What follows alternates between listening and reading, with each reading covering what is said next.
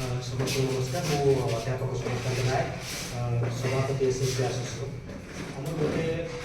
दाबी बहुत दिन आगुरी आम बढ़ी चलू 31 अगस्त 31 आम गोटे कन्फरेन्स भी करूँ स्टेट लेवल डिस्ट्रिक्ट लेवल आम कन्फरेन्स भी करूँ प्रेस मीट भी करूँ आम गोटे दाबी रही आम गोटे कथित अन्याय होती आम एसएसबी अपॉइंटेड लेक्चरर्स किंतु आमको जो दरमा मिलूँ पूरा निम्नमान मिलूँ 4600 मिलूँ जदि आम देखा एसएसबी रिक्रुटमेंट 1992 होता से समय जहाँ भी दरमा थिला समान था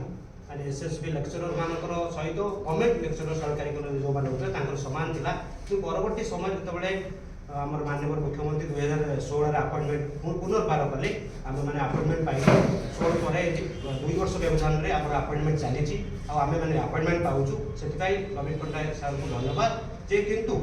आम गोटे दाबी गोटे न्याय दाबी आम भर अच्छी आम 4600 ग्रेड पाऊँ जोटा कि पीजीटी स्केल दरमा आम चाहूँ वृद्धि करा बुद्धि तो नुहे से कहे संसद जेहेतु आम आगुरी 1992 से दरमा पाऊलु आम लोक मैंने पाऊले कि परवर्ती काल में कहला से परिवर्तन होगा आम से गुरु दिवस ठार आम कड़ा ब्याज भी बांधुचु एवं भी बांधिचु आम शांतिपूर्ण भाव में आम प्रतिवाद जनईचु तथापि सरकार दृष्टिगोचर होना आम मैंने बहुत मर्माहत आम चाहूँ आम आर्थिक और मानसिक स्तर में जहाँ माने जो असुविधार सम्मुखीन होचु सेटा दूर करा जाऊ जदि सरकार आम दाबी को आम गला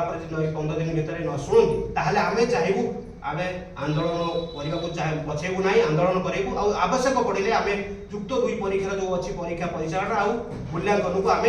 माने दूरे रही आम विरोध करूँ आम ये कही आम चाहूँ सरकार आम नवेदन रहा दाबी को यथाशीघ्र से पूरण कर।